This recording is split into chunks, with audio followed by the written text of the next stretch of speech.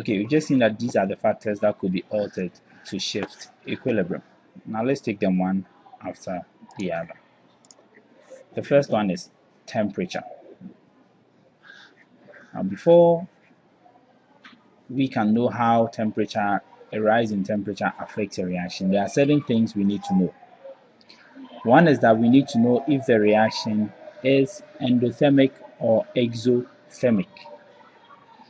Endothermic means that energy is coming in from the outside. Exothermic means that energy is given out. The second thing we need to know is that, is heat a product or a reactant in this reaction? Is heat a product or a reactant in this reaction? In endothermic reactions, heat is needed, therefore heat is a reactant. In exothermic reactions, heat is given out, therefore heat is a product. So first we need to know whether the reaction is endothermic or exothermic. Second, we need to know if heat is a product or a reactant. Now this note says that when temperature rises, an equilibrium will shift so as to absorb heat. Therefore, an increase in heat favors an exothermic reaction. When temperature is lowered, equilibrium moves in exothermic direction. Temperature raised, equilibrium moves in endothermic direction. Now what this simply means is that here we have plus 440 kilojoules per mole. When it is a plus, that means we have an endothermic reaction.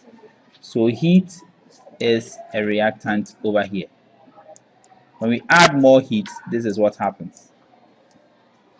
When we add more heat, this is what happens.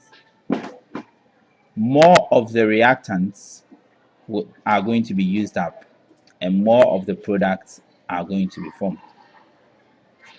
So more reactants used up, more products will be formed because the heat is a reactant. So equilibrium will shift to the right, because when heat is added in an endothermic reaction, it makes the reaction go faster. Therefore, reactants disappear, products appear. In exothermic reaction, heat is a product. In exothermic reaction.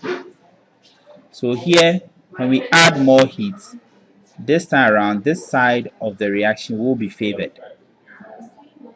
Therefore, equilibrium will shift to the other side because the products are disappearing and then more of the reactants are appearing. So the first thing we need to do is that we need to check to see if the reaction is exothermic or endothermic. Here we have a positive enthalpy change. Here we have a negative enthalpy change. In endothermic reactions, heat is a reactant. In exothermic reactions, heat is a product. So the heat, when added, will favor the side in which it is. So it will shift equilibrium to the opposite end.